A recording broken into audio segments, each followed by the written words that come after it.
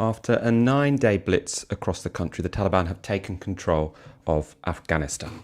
What does the future hold for the country? I speak to a journalist in Kabul and will be joined by an expert on the region. For the second half of the show, I'll be joined by Ash Sarkar. We'll be speaking about Britain's obligation to offer asylum to anyone fleeing Taliban rule, and also why we don't hold that much hope that this government will step up to that challenge. As ever, if you haven't already, do hit subscribe and send us your comments and questions on the hashtag Tysky or in the comments below. After 9 days in which the Taliban gained control of all of the country's major cities and provinces, the Islamist group on Sunday reached Kabul. This was the stunning moment that the Taliban released footage of their fighters inside the presidential palace.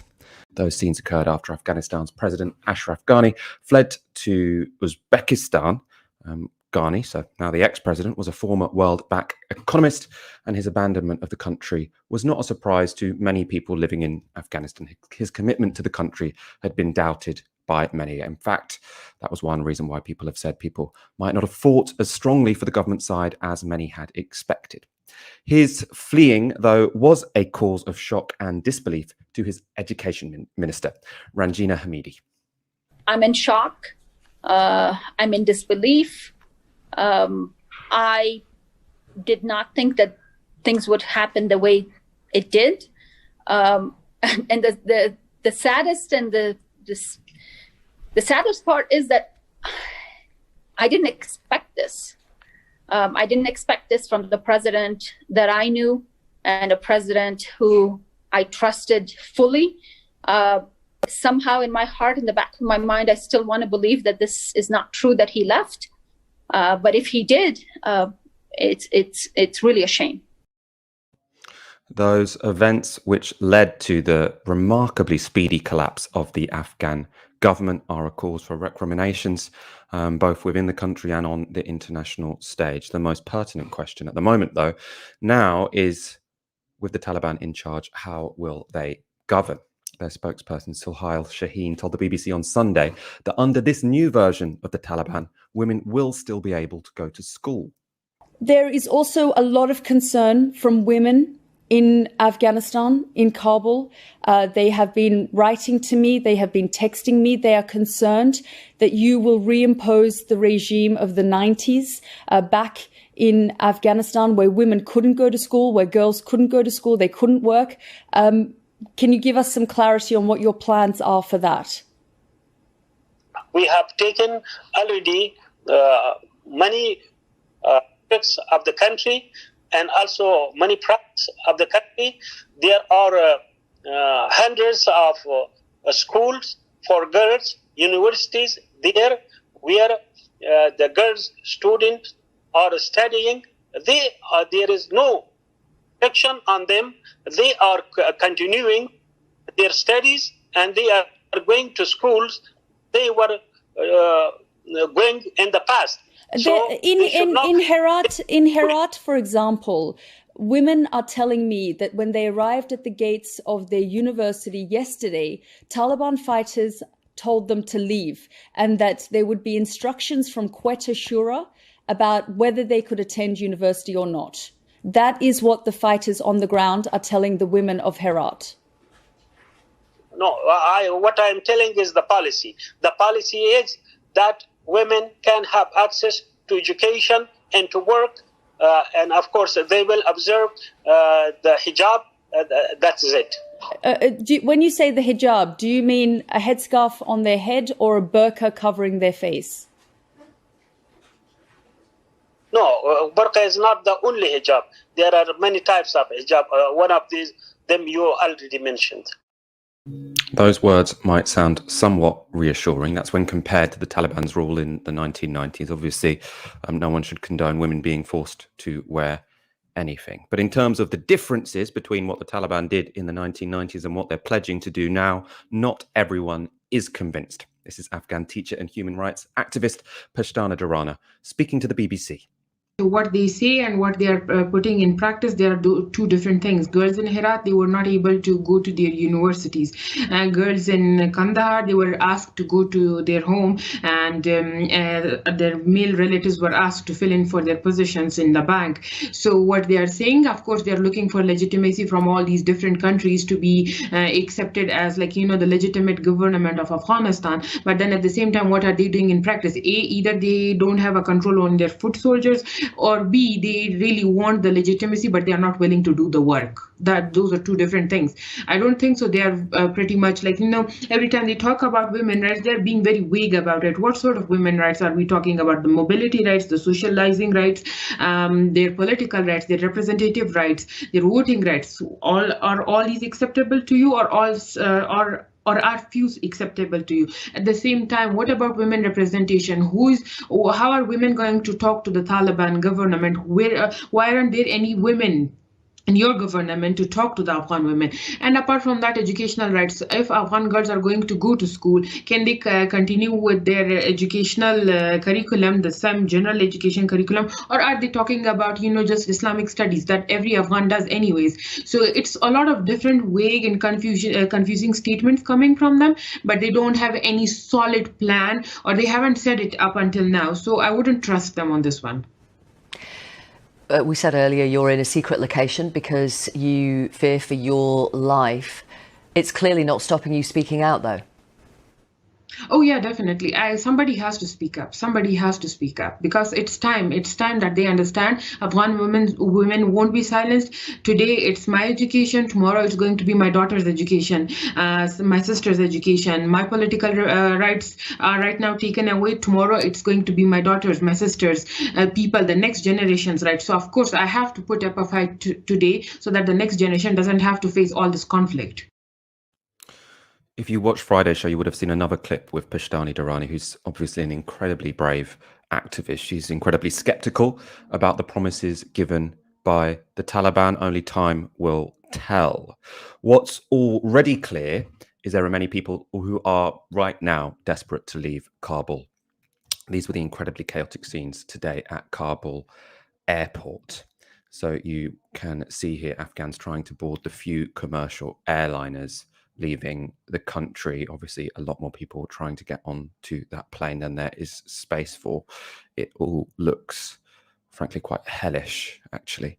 You can also see here, which is an even more shocking scene, the moment crowds surrounded a US Air Force plane as it evacuated diplomatic and military personnel. So you can see here people trying to grab on to the side of the plane, and footage which was shared very widely on social media, which we're not going to show here and now, showed two people falling from the side of that aircraft in mid-flight at a height at which death would be almost certain. Really, really horrific scenes.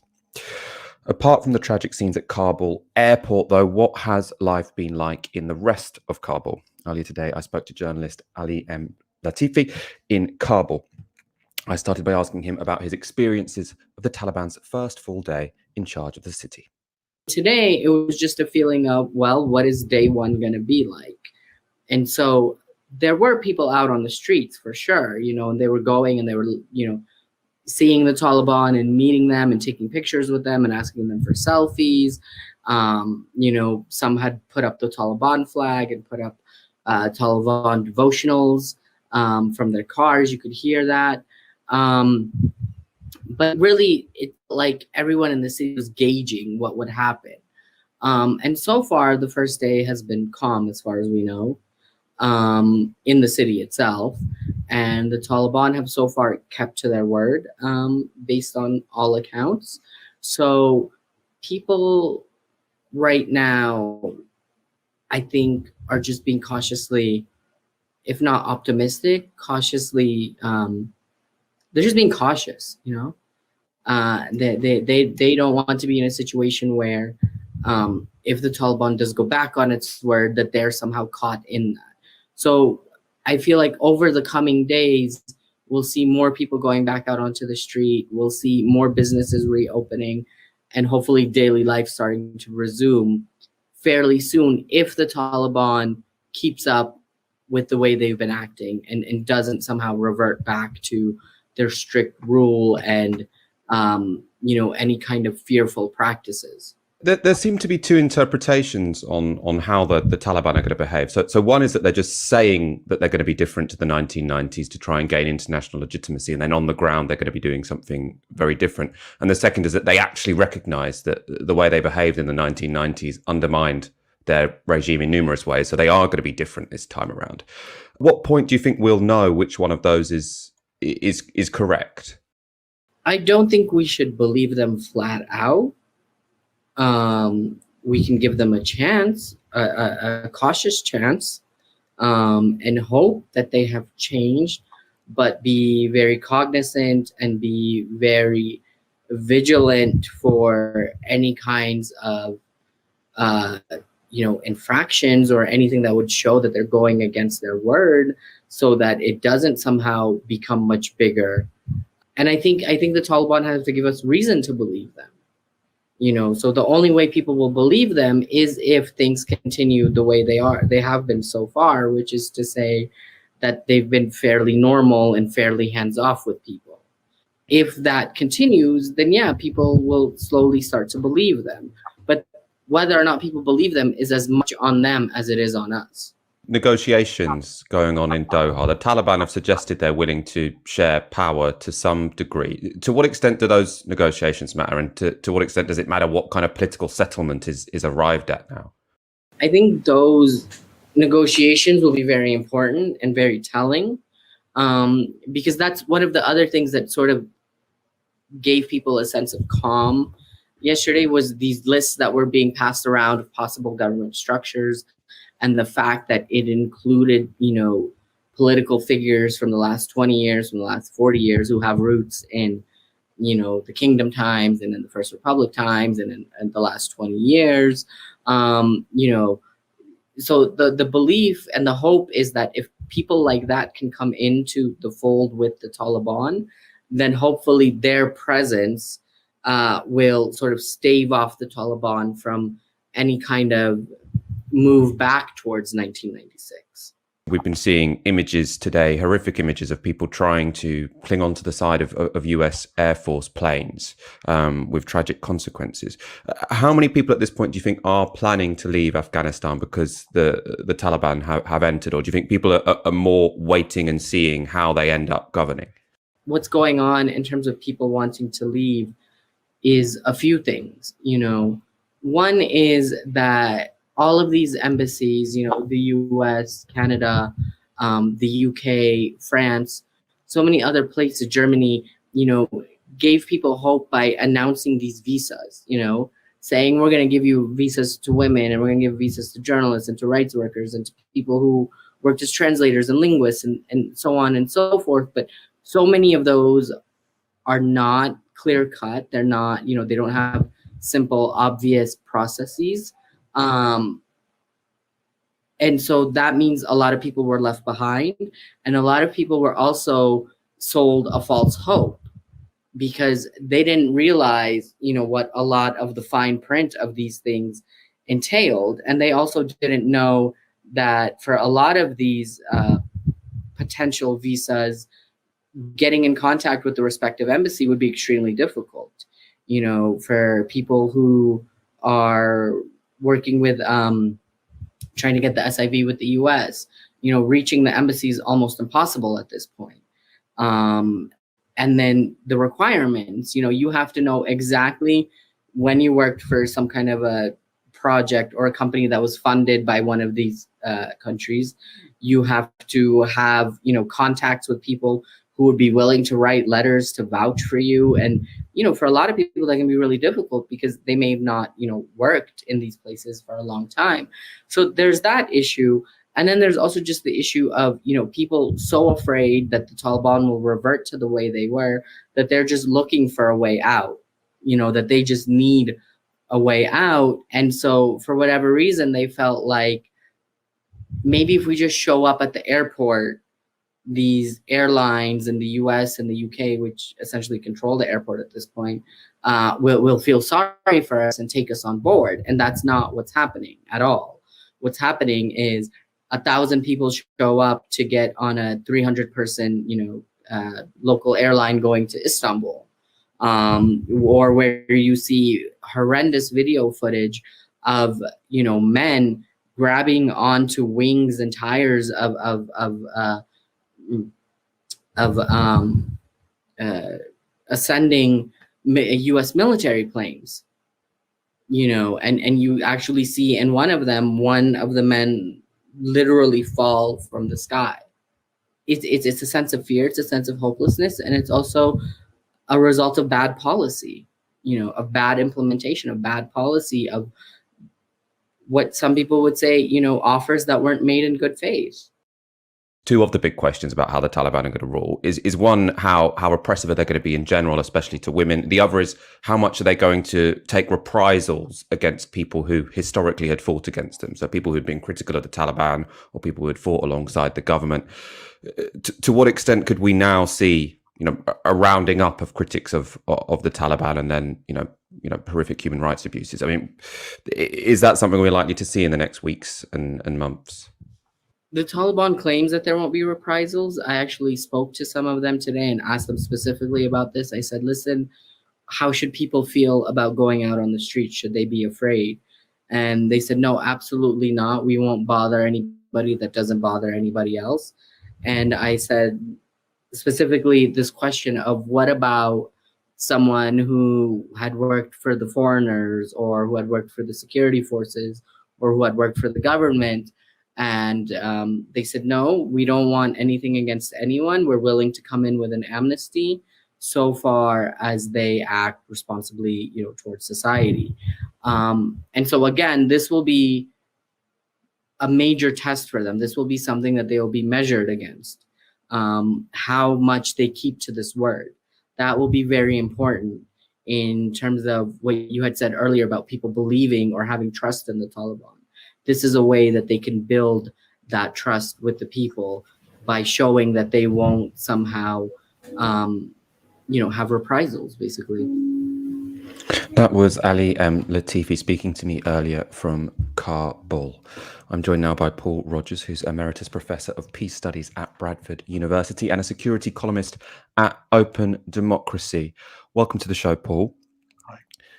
I want to start with a question about the Taliban. As Ali M Latifi there said, there's a lot of uncertainty about what they're going to do next and whether they're going to stick to their word that they're going to be different from the 1990s. Now, whether or not we should believe them kind of depends on how we analyze who they are. There might be people who think, well, if they let girls go to school, if they do these things, and what's the point in the Taliban? If their overriding aim is to implement a medieval type, very, very harsh conservative society, then is it possible to have a Taliban rule which isn't harshly conservative? I mean, how would you answer that question?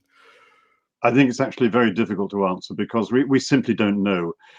There are plenty of indications, and it's been touched on already, that in some parts of Afghanistan, the Taliban have been open to girls staying at school, and there's even been one television station operating. But it's simply too early to say how they're going to act more generally.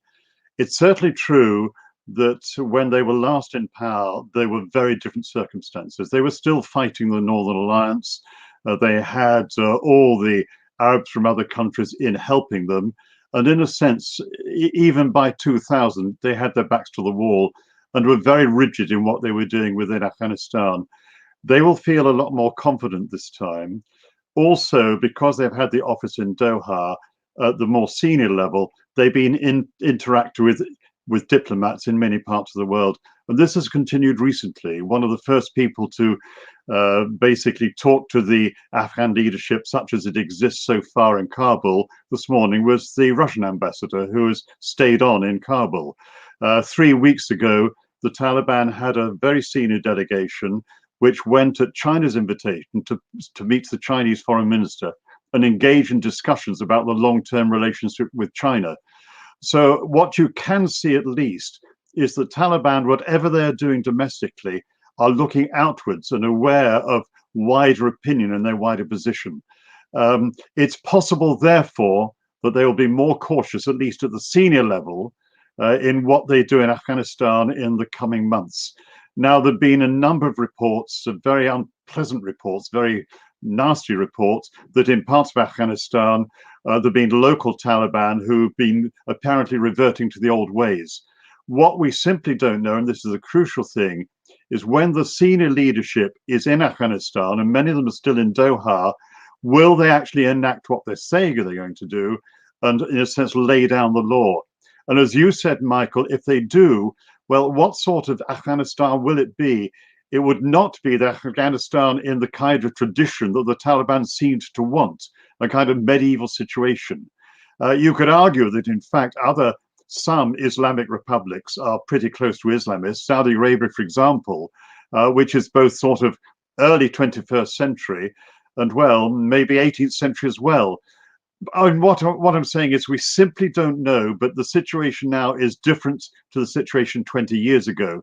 And there's maybe a chance that things will be rather better. But I'm bound to say only time will tell. Maybe a month or two we'll have a clearer idea. And what will determine which one of those come out? Obviously, there's the intentions of the Taliban, which it's quite difficult to ascertain at this point. But there's also, as you say, international pressure, and then potentially internal opposition. Of those two sort of determinants of what the Taliban might decide, international pressure and domestic pressure, what do you think will be more important? Will domestic pressure matter at all? I think there will be factions, but one has to remember that after the 9/11 attacks in September 2001, there was a period when the United States was determined to extract bin Laden and the other Al-Qaeda membership. There were indications then that even at that time, the Taliban constituted something of a coalition of different views, and that some elements may well have been willing to give bin Laden up. We're still unsure about the detail of that, and there are indications that, in fact, the Americans would not want to have gone for it because they wanted to go to war anyway. But that's controversial in both senses. But what it does mean is even at that time, there were differences within the movements. I've no doubt at all, you're absolutely right, there are many differences now. What does seem to change, though, and I think might possibly tip the balance, and I've got to be really cautious here, is the relationship with the outside world. Particularly, I would suspect, the interest of several regional countries. And we're looking sort of, if I can put it crudely, in clockwise order, from Iran in the west through Turkmenistan, Uzbekistan, Tajikistan, through to that very important common border with China up the Waksan corridor, and then, of course, Pakistan right round the east and to the south. Now, of those countries, obviously, Iran is extremely cautious, but has influence in the West. Its experience with the Taliban, particularly at the end of the 1990s, was not good. There was the case in which a number of Iranian diplomats were murdered by the Taliban. But they will be cautious, but they will want to deal with the Taliban, not least because they need desperately to control the drug trade going from Afghanistan into Iran, and also they want economic relations. Turkmenistan does not count for very much here, Uzbekistan, Tajikistan to an extent. So it's really left to China and Pakistan. Now, within Pakistan, obviously, you have quite a big split, which doesn't really appear in public. The civilian politicians, including most elements of the government, want to see a peaceful Afghanistan. They're really of very mixed thoughts as to whether the Taliban is good for that, but basically they discount it. The military is a very different matter. The senior Pakistani military are far more chary of India, and they see it as important to have as good a relationship with Afghanistan, and they see the Taliban as a pretty good option because of all the long-term relationships with the ISI. That leaves China, and I may be exaggerating this, I don't think I am. The Taliban really will want to do a deal with China. If the Waksan corridor is open, if they get an all-weather road, which is feasible if difficulty, then you actually have a new corridor, a direct connection with China, and that could happen. The Chinese will basically see this as advantages themselves in two senses. One, they will get access to Afghanistan, another route down to Gwadar in Pakistan, opening up to Western Asia in a way which adds to the routes they already have. And they will also be in a very good position to exploit Afghanistan's incredible mineral reserves.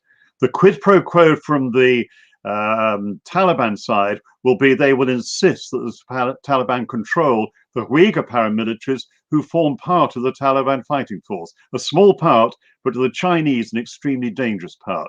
As far as the Taliban is concerned, they would benefit from the economic development that would flow from Chinese involvement. And that, I think, is a situation which would not have existed if you could imagine this 20 years ago. And this is why I think in some ways, Taliban is having to open up to the outside world to an extent they did not feel in any sense essential in the late 1990s.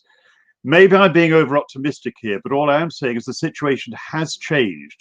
What has also changed, of course, has been an extraordinary decay in the status of the United States and Britain and NATO, particularly because of what's happened very recently. I mean, we've seen in the past 2 weeks an extraordinary failure of intelligence. What would you say? We're going to talk about we're going to show. I'm going to show a clip of Biden in a moment, sort of about the failure of intelligence. So I just want to hold that thought for one moment, and just pick you up on this point about what international pressure can achieve. Because when people say have the Taliban changed, one of the things they're meaning is, will they let girls get education? Will women have to wear the burqa? Will they have, really horrific punishments in public?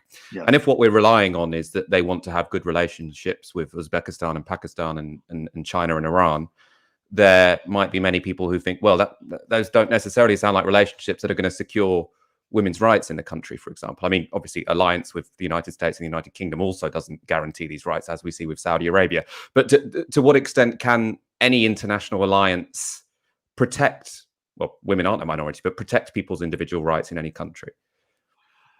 I don't know. And I would agree with you entirely that the situation, as it exemplified in many other parts of the world, does not offer you much more hope that it will be different in Afghanistan. All I'm saying is that as far as we can tell, it is reasonable to say the Taliban as they exist now are different from the Taliban of 20, 25 years ago. And so it is a question of trying to work in ways which will ensure that. It won't be easy, and I wouldn't pretend this. And in some ways, if one argues, as some of us did 20 years ago, that we should never have gone to war in the first place, people rightly turn around and say, but look at all the progress that has been made in Afghanistan. But, you have to turn around and measure that against the cost of 4 failed wars over the last 20 years and havoc in so many parts of the Middle East and now increasingly the Sahel. So there are no clear answers to that. But all I'm saying is that we are not in the same position we were before. And there is a much wider need for just a higher priority on human rights, particularly women's rights, not just in Afghanistan and many other parts of the world. And Britain has some fault in that, I say, at the present time. Let's talk about what the events of the past week tell us about US and UK foreign policy and strategy, and particularly Joe Biden. Of course, many people did predict the Taliban would come to power once America withdrew. But Joe Biden had very, very recently denied that would be the case. This is the US president on July the 8th. This was his answer when asked if the Taliban takeover at that point was inevitable. No, it is not.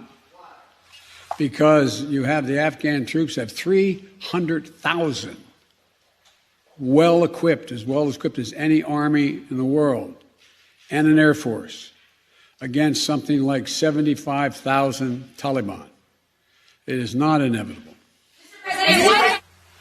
Mr. President, thank you very much. Your own intelligence community has assessed that the Afghan government will likely collapse. That is not true. Can you please clarify what they have told you about whether that will happen or not? That is not true. They did not reach that conclusion. What is the level of confidence that they have that it will not collapse? The Afghan government and leadership has to come together. They clearly have the capacity to sustain the government in place. And do you see any parallels between this withdrawal and what happened in Vietnam, with some people feeling... None whatsoever. Zero. What you had entire brigades breaking through the gates of our embassy. 6, if I'm not mistaken. The Taliban is not the North Vietnamese army. They're not remotely comparable in terms of capability.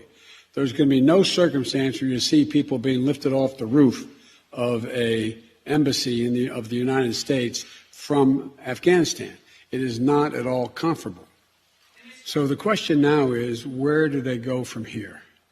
That the jury is still out. But the likelihood there's going to be the Taliban overrunning everything and owning the whole country is highly unlikely.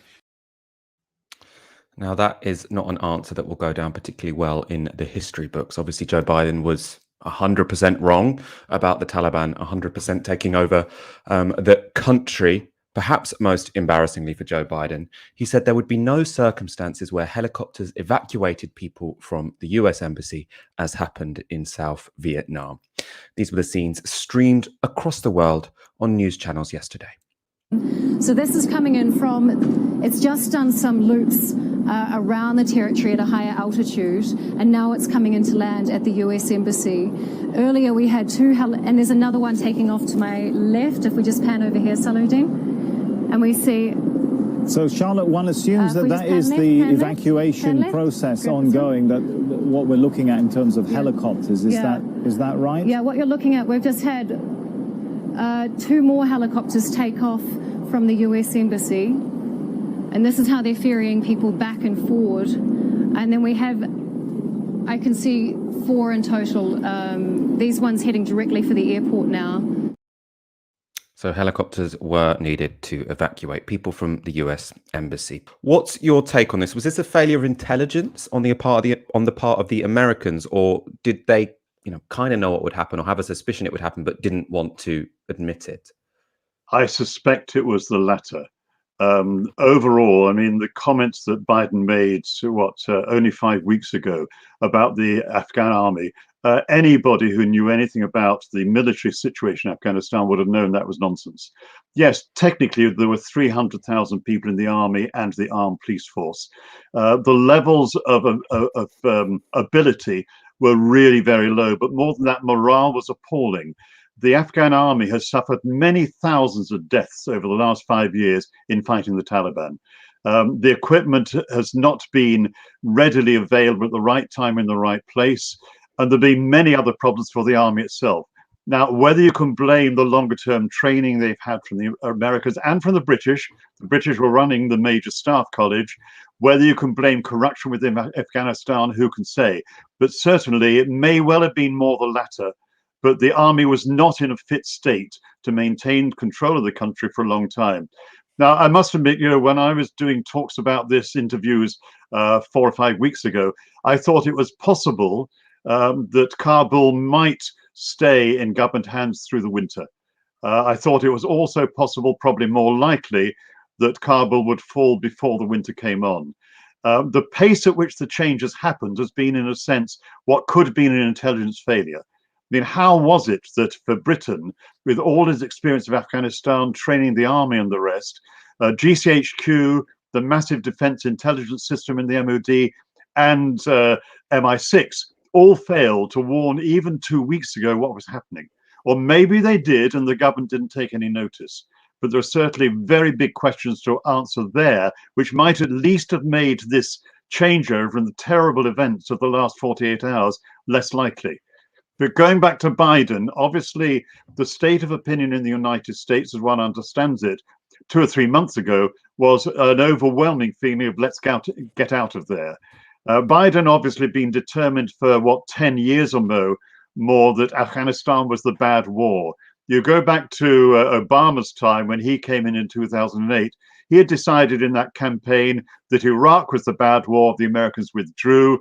In fact, Afghanistan was one related directly to 9/11, and in a sense, the Americans would stay there. But Biden, even when he was vice president, was dubious about that.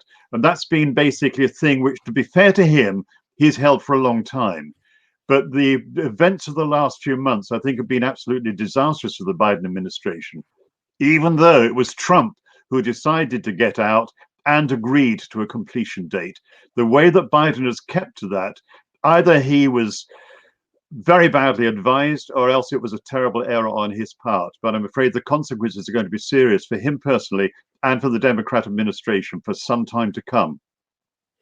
And what does the speed of the collapse of the Afghan government tell us about, I suppose, the decision to withdraw? Because there are a couple of ways of interpreting it. One is to say, Joe Biden, by going along with this deal that Donald Trump made with the Taliban and leaving in the summer when it's still fighting season, put the government in as weak a position as they could be, and that's why they don't have much leverage in any, or zero leverage basically, any sort of peace negotiations that come, and the Taliban will have to make fewer concessions than if the government had fought harder.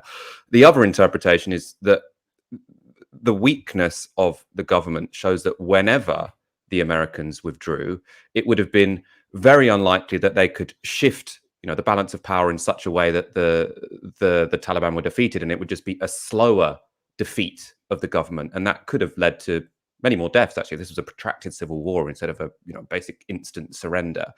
Which one of those do you see as being a more plausible account of the implications of the speed of this dramatic takeover by the Taliban?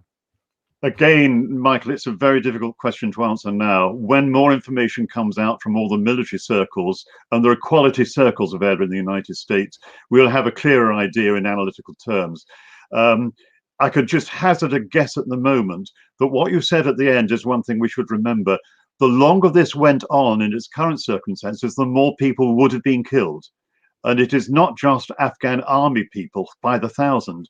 The UN was reporting, and the Special Inspector General for Reconstruction, the one independent person advising Congress, he and the UN were reporting on the very high rate of civilian casualties month by month over the last few months. And in a sense, if it had gone on very much longer, it might have got even worse. So it sounds terrible, as though to say in some ways Americans cut their losses, and it might have increased the chances of a peace. But we don't know what sort of peace, and we don't know what sort of peace will come through the Taliban. So it's a question which has to be answered. But what that answer will be, I don't know.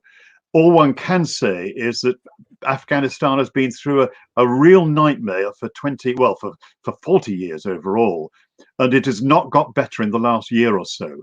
And that, I'm afraid, is a reflection on this war. And when you take in what has happened in Iraq against ISIS, and also, of course, in Libya, and what is now happening across the Sahel, then we are not in any way out of the woods, and there has to be some incredibly serious rethinking of what we even mean by security. We haven't even begun to talk how this interacts with a world where you're moving into an era of climate breakdown. These are international issues of which Afghanistan seems to be small, but it's actually part of a much wider issue, I'm afraid. I've just got one audience question I want to ask you finally. This is from Tado Cantwell with €10. Thank you very much. How does the presence of Shia in Western Afghanistan impact on how Iran deals with the Taliban? The Iranians will be watching this very carefully. In fact, if you go towards the western part of Afghanistan, particularly Herat and the area around that, there is a substantial Shia minority. There is also, of course, somewhere in a session overlapping with that, the Hazara minority, which are essentially of a Shia outlook. There are about 2 million of them, including quite a lot in Afghanistan. They are hugely concerned about any serious impact that ISIS may have. You remember there was that terrible bombing of a girls' school, which was essentially Hazara school, just a few months ago, which was probably laid at the door of ISIS factions, probably rightly. And that killed, I think, 60 or more young girls. What the Hazara have done, in fact, is form their own kinds of militias, probably in Kabul, but in the areas in which they live more towards the west of Afghanistan. And they, in a sense, can offer a kind of resistance if the Taliban are prepared to go for the Shia. So in other words, it is not just the Iranians across the border with whom the Afghans do have to deal, the Taliban have to deal, it is also minorities within Afghanistan. So you hope, and I'm afraid I can't say more than that, that Taliban leaders will see the sense in avoiding this kind of interconfessional conflict. Because if that adds to all the problems they already have with the many factions, then essentially Afghanistan is going to stay a very unstable country. Paul Rogers, thank you so much for your time and insight this evening. If you do want to read more from Paul Rogers, the 4th edition of his book, Losing Control, Global Security in the 21st Century, has just been released by Pluto Press.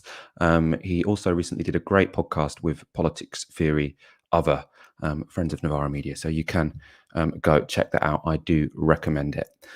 We do have a couple of donations. Thank you from Mac Main and Dan Smith.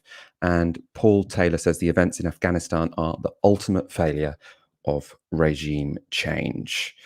I think that's a fairly astute analysis, quite difficult to argue with. Ash, we are going to talk about one topic in particular in a moment, which is Britain's responsibility to give asylum, give refuge to people fleeing the Taliban. First of all, though, I just wanted to bring you in, I suppose, for some general commentary on what we've been talking about, and I suppose especially how the events of the weekend has played out in sort of British political discourse. You've got one group of people saying this means Biden shouldn't have withdrawn. They're saying this is what you get when Stop the War coalitions say that you should get the troops out. It means Taliban rule. And then on the other side, you've got people, mainly from the left, saying this shows that the regime change was always going to be a failure, as Paul Taylor says in the comments. What's your interpretation of that debate that's going on? So I think that anyone who's trying to sell you one simple answer is probably talking a load of fraff and lying to you. It is true that the withdrawal could probably have been managed in a better way, in a way which secured some kind of political settlement between the Afghan government and the Taliban first, and also secured safe passage and the ability for Afghans who need to flee to evacuate safely. All right, those things were possible. It didn't happen. But the seeds of that crisis were really planted by Joe Biden's predecessor, Donald Trump, who boasted that he was bringing all of the troops out. The deal struck with the Taliban had a hard date for American withdrawal. And what that meant was you had the morale start to crumble. So you have this tremendously ill-prepared Afghan army. And there are reports that there were nowhere near as many soldiers as were reported, that there were as many as 200,000 ghost soldiers, so soldiers who were on the books but didn't actually exist in reality. So there are far fewer of them than the Americans would have liked to believe. They were struggling without proper food supplies or adequate air support. And you also had all kinds of regional and local deals being struck by governors with the Taliban, right, in order to make governance possible. Over the last couple of years, you've had an increase in numbers of contested districts with the Taliban. So you had the government control of Afghanistan fall from about 75% to now what we're seeing, which is basically nothing. And so this is something which I think has a longer durée than Joe Biden's presidency, though obviously the manner of the withdrawal was so poorly managed that it has endangered thousands, if not more, of Afghan lives and thrown them upon the mercy of the Taliban in the hope that a degree of normalized diplomatic relations after the Taliban presence in Doha might stay their hand somewhat. So there are complicated reasons for why this has been so bad. It's not simply due to Joe Biden, but I do think that there is something, I think, as the previous guest has mentioned, about Joe Biden's attitude, which is for a long time now, he has perhaps entertained the notion of just get out. Nixon was able to survive helicopters off the roof of Saigon, so it doesn't really matter how bad this becomes. It's not going to become a domestic issue for me. So I think that there is something longer term about his thinking, which has led us to the place where we are. There's one thing which I find really, really distasteful, is this blame on the failure of liberal interventionism on the people who opposed it in the first place.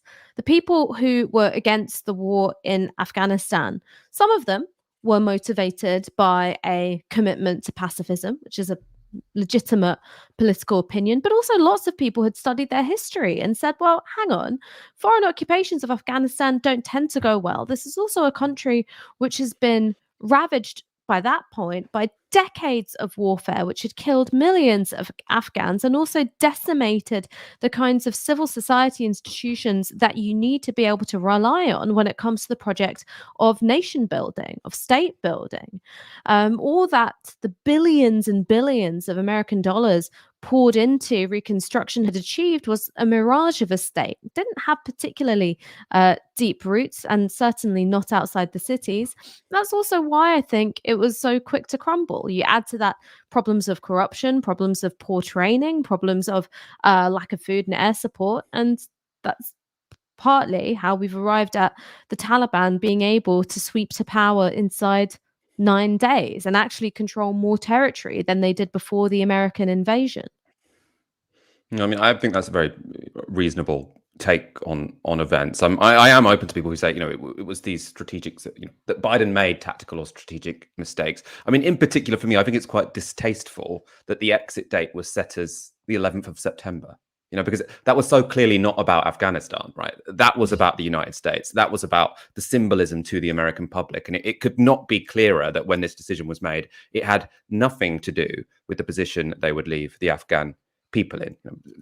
They could have chosen, many people have said, yeah, if they'd left in or just before the winter, that would have been before fighting season begins. It's too cold in the winter for this kind of onslaught by militias.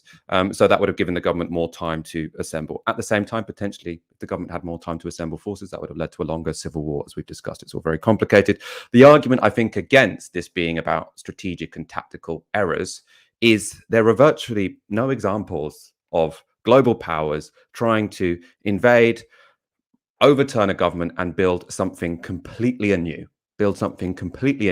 Not on the basis of the society that already existed there. And so just dumping a liberal society in Afghanistan by a big global power, I think whatever decisions were made over the next year, 2 years, decade, I can't see a vastly different result emerging.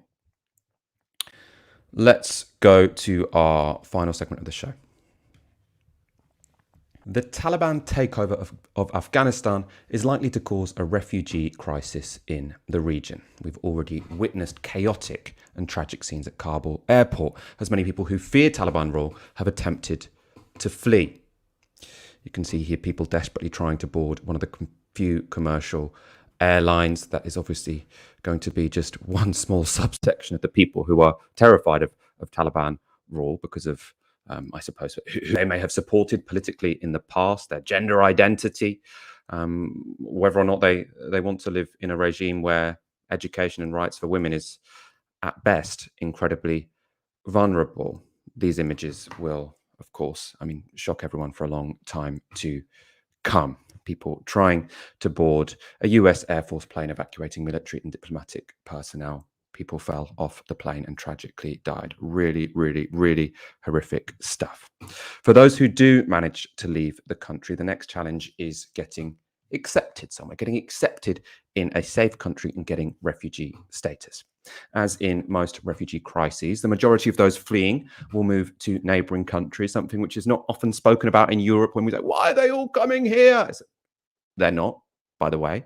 However, clearly the West should play a role. It should be offering to take in lots of refugees from Afghanistan, especially as it is incredibly implicated on so many levels in what's going on there at the moment. Canada is the one Western country that I think is been the only one to commit to numbers. They're going to grant 20,000 Afghans asylum. For their part, the UK has committed to accept those Afghans which have worked for the British Armed Forces, particularly things like translators or local fixers. UK Defence Secretary Ben Wallace spoke emotionally about that group today. Secretary of State, when do you imagine the time will be that will be the last man or woman standing? When do you hope to have full evacuation? Our timescales plan on August the 31st for the evacuation of all the people that we would have said was in the hopper, those people that are passing or have passed security checks, those people that are effectively have a ticket to ride, and indeed get out the 3 cohorts that I think I told you about last week, which were entitled personnel, British passport holders, British officials, and indeed then obviously all those Afghans. And I think, to be clear to your listeners, we are only now in Afghanistan and have been for the last 2 weeks to process those people. We're not in it for, we're not doing other diplomatic functions. We are simply there to process all those British passport holders and all those people we have an obligation to. And, our men and women of our armed forces are risking their lives in doing that, but that is the right thing to do. They've risked their lives the last 20 years. At the very least, our obligation has to be as many of these people through the pipeline as possible. But I think I also said, and it's a really deep part of regret for me, that some people won't get back. Some people won't get back. And we will have to do our best in third countries to process those people. Why do you feel it so personally, Mr. Wallace? Because I'm a soldier. Because it's sad, and the West has done what it's done. And we have to do our very best, Nick, to get people out and stand by our obligations. And 20 years of sacrifice is what it is. Now, that clip was obviously widely shared because Ben Wallace became so emotional in it. And it is novel to see Tories have genuine emotion.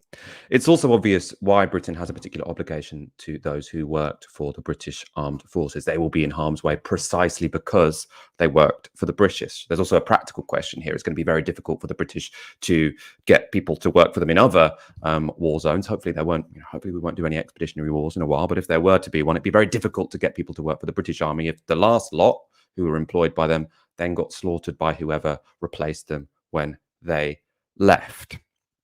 The commitment from the UK, though, does not deserve our praise. Last week, the government said about 2,000 Afghan people we have an obligation to would be transported to the UK. That's joining around 3,000 who have already been taken out of the country.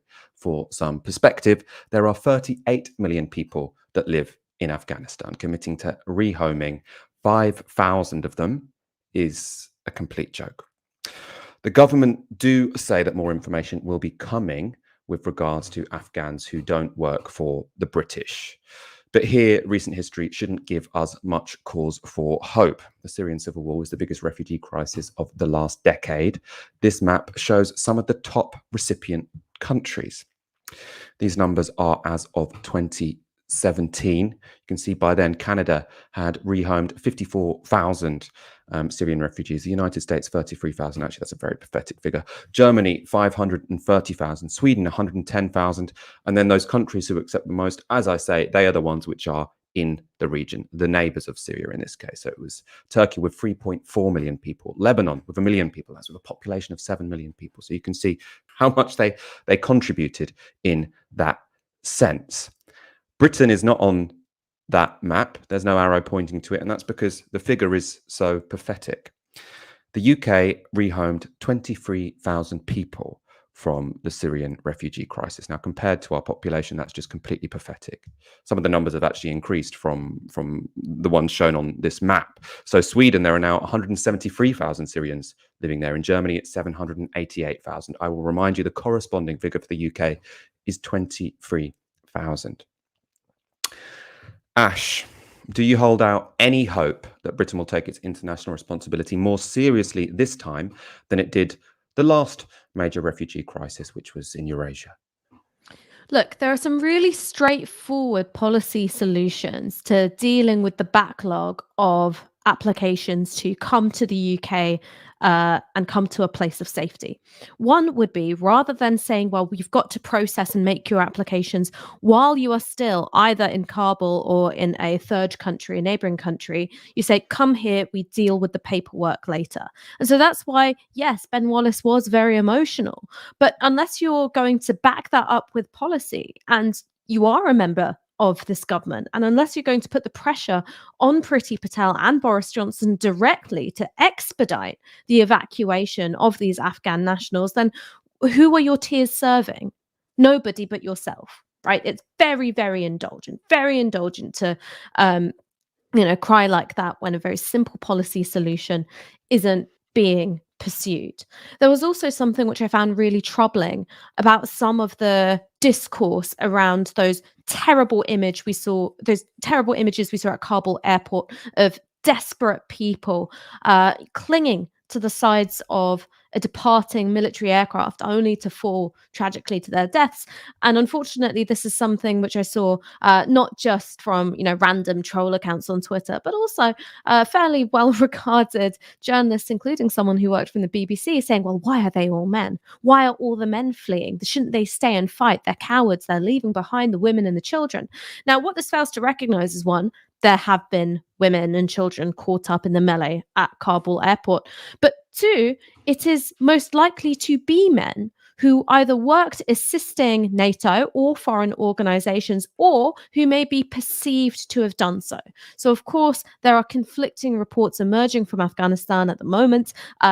the Taliban are saying that there will be, safety and no reprisals for those who worked either with the government or foreign organizations in Kabul. But there are also reports from other cities of Taliban going door to door with lists. So I imagine that there might not be a consistent edict which is being adhered to across the country. So men do have something to fear, that either they will be killed or they will be forced to kill. It is also very difficult for women to travel alone, to abandon their caring obligations if they have them. And that kind of accounts for this disparity. And what I can't bear is that when we've been greeted with these images of a human crisis, and it's a human crisis of our own creation, we could have mitigated against this almost every step of the way. That you have all these armchair hard men going, well, you know what I'd do? I'd simply, do a Rambo 4 and go pew, pew, pew, pew, pew with a machine gun on a Jeep or something. It's beyond a joke. And so I think that you've got these twin failures. One, in terms of the basic compassion and humanity, and the way in which I think, decades of anti-migrant sentiment has really curdled into this quite ugly and nasty view, particularly when you see young men fleeing a conflict where they will either be forced to kill or be killed themselves. And I think that is quite a common view amongst people in this country. And then you also have the systematic policy failures of the UK government when it comes to fulfilling its obligations towards the Afghan people. And one thing that I would like to just finish on is that you have had 2 Afghan resettlement schemes under this government. The new one only came in April, and it was better, it was a bit more generous than the one that came in before, but still it assessed whether or not people could make an application to come to the UK based on individual circumstances. And still, up to that point, you had, with Afghan asylum seekers in this country, people being deported to Kabul because the Home Office policy was that it is a safe city to be deported to. And those deportations have been taking place when it has been clear to anyone with eyes and ears that the situation in Afghanistan was destabilizing. It was highly likely that the Taliban would either be represented in some kind of power sharing agreement with the Afghan government or take it over entirely.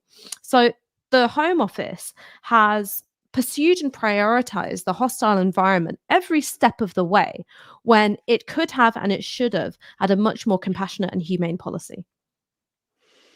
I mean, as I say, in terms of what the UK policy will be, it is uncertain. They say they will be releasing more documentation.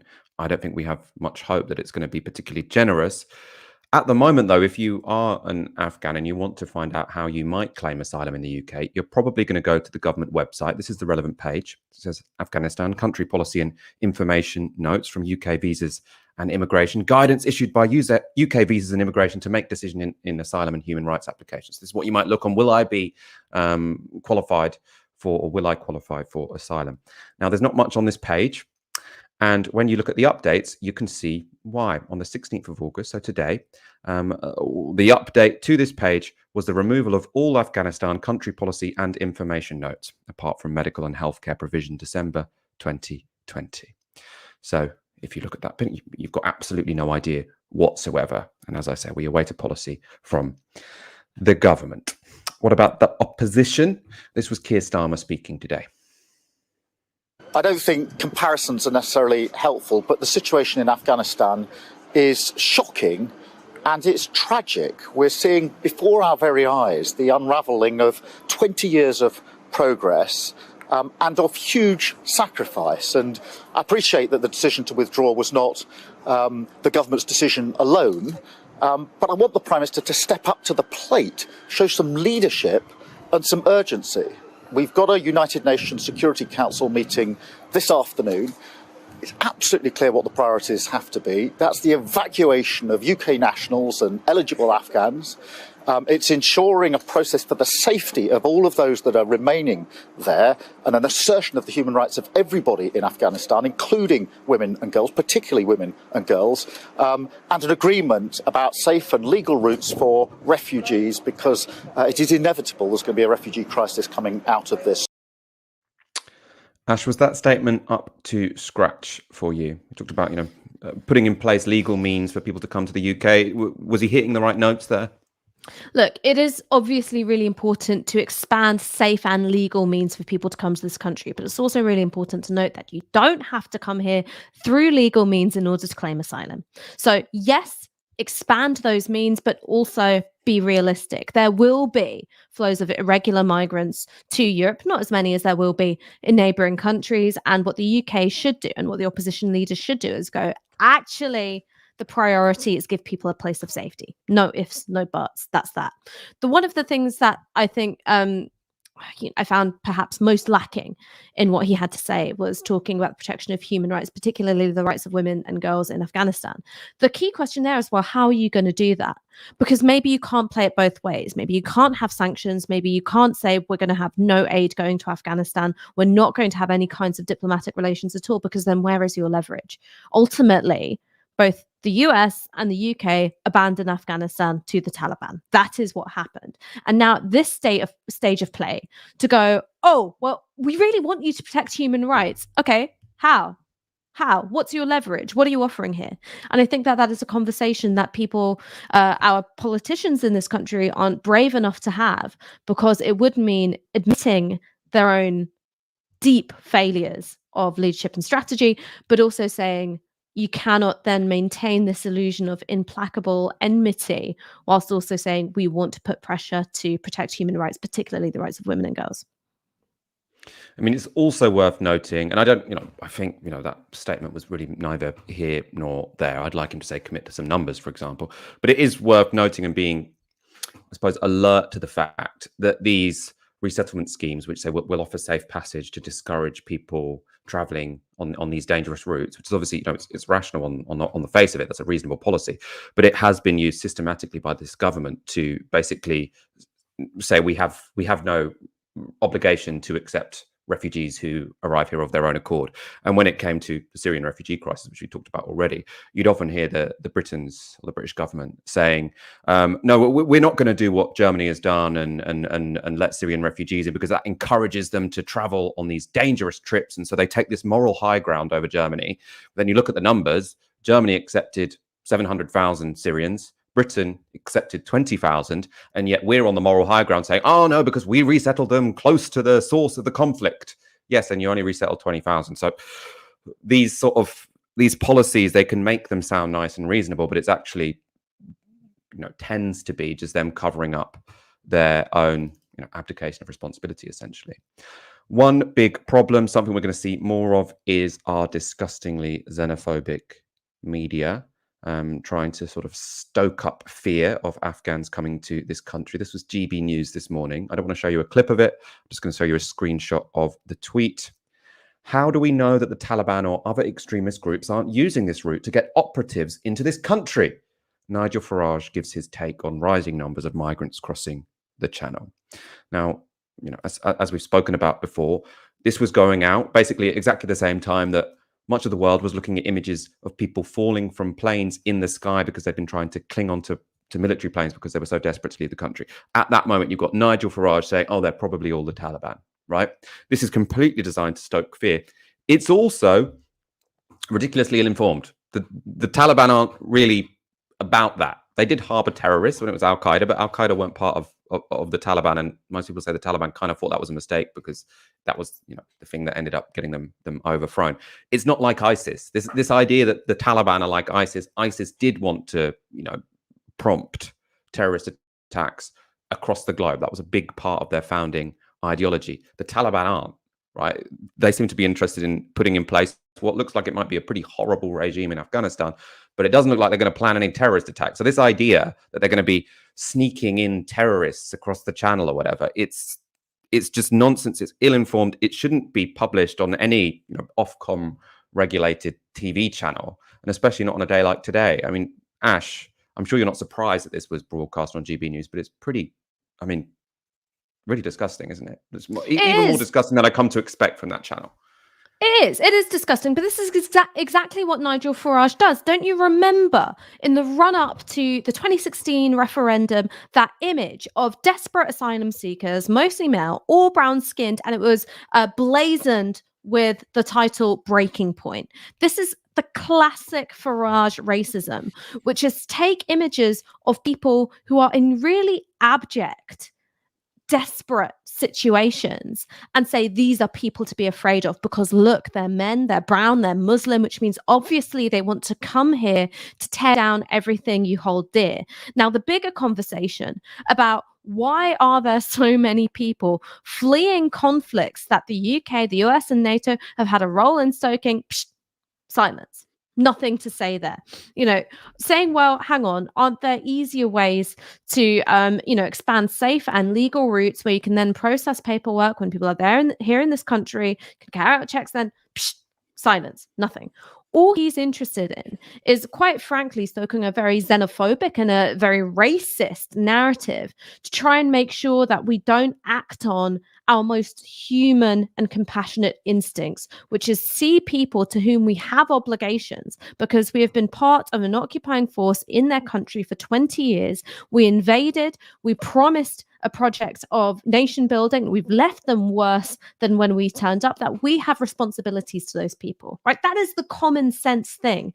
And in order to distract people and deflect them away from that common sense conclusion, Nigel Farage is hitting the big red racism button. And I imagine he won't be alone in this. This is going to be something that you start to hear more of in the Mail, in the Sun, perhaps even in the Spectator as well, the more legitimate face of racism and xenophobic nationalism. And this is going to be, I think, a rising drumbeat as we start to see the human cost, the cost of displaced peoples, start to reach Europe. I think that's very well put. This will be a huge issue, I'm sure, in the coming weeks and months. Needs to be fought against. I think you put that very well, Ash. Ash, it has been a pleasure speaking to you this Monday evening. Thank you so much for having me. I wish that the news was better, but it's not. Yeah. It's not. We can't control that. Thank you, everyone, for your super chats tonight. We'll be back on Wednesday at 7 p.m, so make sure to hit subscribe. You've been watching Tysky Sour on Novara Media. Good night.